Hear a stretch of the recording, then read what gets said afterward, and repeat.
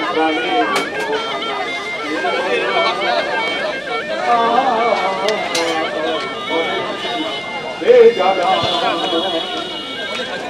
পথে এবার নামো সাথী, পথেই হবে জীবন সেনা। জনস্রোতের নানান মতে মনোরথের ঠিকানা হবে চেনা, হবে জানা। অনেক তো দিন গেল বৃথা এ সংশয়ে, এসো এবার দ্বিধার বাধা পার হয়ে। অনেক তো দিন গেল বৃথা এ সংশয়ে, এসো এবার দ্বিধার বাধা পার হয়ে। তোমার আমার সবার স্বপন মেলাই প্রাণের মোহনা, কিসের মানা হবে চেনা, হবে জানা। আমরা আবারও যোগাযোগ করেছি আমাদের প্রতিনিধি ঝিলম করঞ্জয়ের সঙ্গে। ঝিলম,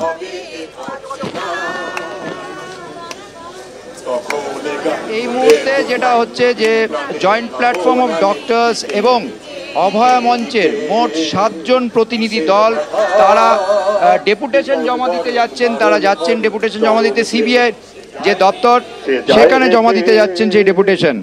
এবং তাদের বক্তব্য যে এই যে তারা আন্দোলনে নেমেছেন কারণ 1 বছর অপেক্ষা করেও তারা দেখেছেন যে এই অভয়ের ন্যায় বিচার, সেই ন্যায় বিচার এখনো তারা পাননি। সেই কারণে তারা আজকে পথে নেমেছিলেন। আজকে স্বাস্থ্যবিজ্ঞান বিশ্ববিদ্যালয় থেকে সিজিও অবধি তারা মিছিল করে আসেন, কিন্তু সিজিও আসার পর তারা জানতে পারেন যে সিজিওতে সিবিআইয়ের যে দপ্তর সেটা স্থানান্তরিত হয়ে গেছে নিউ টাউনে। এবং সেই নিউ টাউনের দিকে তাদের 7 জন প্রতিনিধি দল ডেপুটেশন জমা দিতে রওনা হয়েছে। এবং তাদের বক্তব্য যে এই যে তদন্তকারী আধিকারিক তাদের কাছে তারা এই যে অভয়া মঞ্চ এবং জয়েন্ট প্ল্যাটফর্ম অফ ডক্টরসের পক্ষ থেকে তাদের যে হতাশা, তারা যে বিচার চাইছেন সেই বিচারের যে মূল দাবি, যে বা যারা এই খুন করেছে, ধর্ষণ করেছে, তাদের বক্তব্য শুধুমাত্র সঞ্জয় রায় যে দোষী তা নয়, আরও অনেকেই যুক্ত আছে এবং তাদেরকে প্রকৃত খুনি এবং ধর্ষণকারীকে চিহ্নিত করতে হবে এবং তাদেরকে প্রকাশ্যে আনতে হবে। এবং সেই বিচার সঠিকভাবে হয়নি, সেই কারণে আজকে পথে নেমেছেন। শুধু আজ নয়, তারা পরবর্তীকালে লাগাতার এইভাবে আন্দোলন চালিয়ে যাবেন।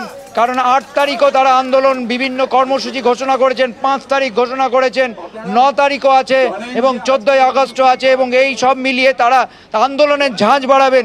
এবং সেই আন্দোলনের অঙ্গ হিসেবেই এই মুহূর্তে তারা নিউ টাউনে সিবিআইয়ের যে দপ্তর, যেখানে স্থানান্তরিত হয়েছে সিজিও থেকে সেই দপ্তর, সেখানে তারা যাচ্ছেন ডেপুটেশন জমা দিতে। তাদের যে ক্ষোভ বিক্ষোভ দাবি সেই ডেপুটেশনে জমা দেবেন তারা, সেইগুলো নিয়েই এই মুহূর্তে তারা রওনা দিয়েছেন।